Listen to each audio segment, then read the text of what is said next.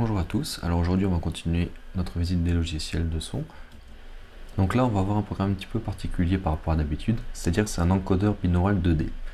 Donc il a été créé sous Max MSP par Alexandre Roca.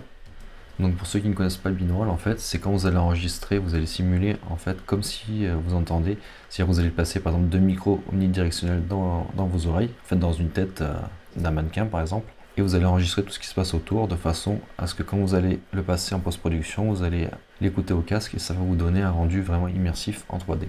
Voilà, donc ça marche seulement au casque, hein, pas aux enceintes.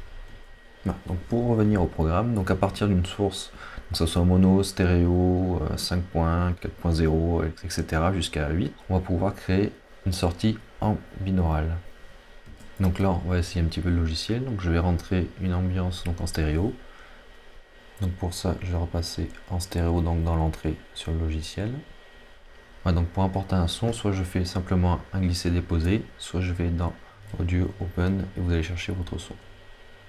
Voilà, donc une fois que mon son a été mis dans le logiciel, je vais pouvoir écouter déjà ce que ça donne. Donc là, c'est une ambiance de pluie en fait, comme je disais précédemment, et vous allez pouvoir régler donc les deux micros indépendamment.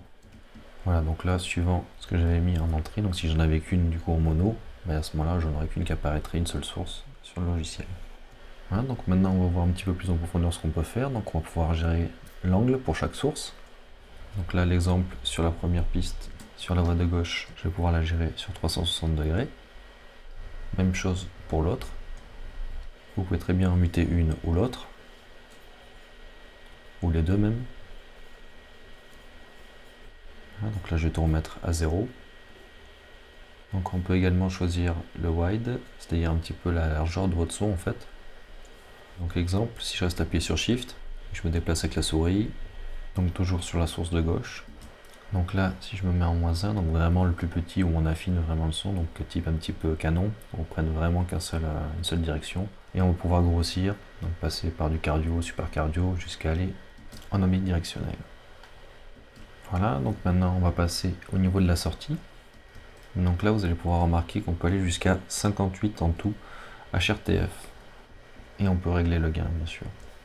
Donc pour ceux qui ne connaissent pas les HRTF, en fait, je vais vous faire une brève explication.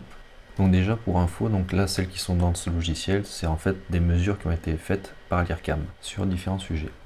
Vous pouvez trouver le lien dans la section description de cette vidéo. Donc maintenant, on va revenir aux HRTF.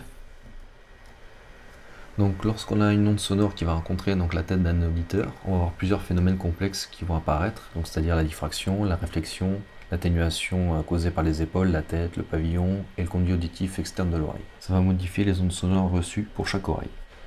Et donc on va appeler ça le HRTF, donc la fonction de transfert relative à la tête, qui donc représente ces altérations. On va retrouver donc différents paramètres par rapport à ça. Donc on va avoir la fréquence du son, l'azimut de provenance, c'est-à-dire par rapport à l'axe de la tête, l'angle de site, donc l'élévation sur le plan horizontal. Et donc toutes ces fonctions de transfert vont dépendre d'une personne à l'autre par rapport à la conformation corporelle. Donc chaque HRTF peut être synthétisé, c'est-à-dire qu'on va créer des algorithmes de façon à resynthétiser une source par exemple monophonique et à la spatialiser dans l'espace 3D en situation d'écoute au casque.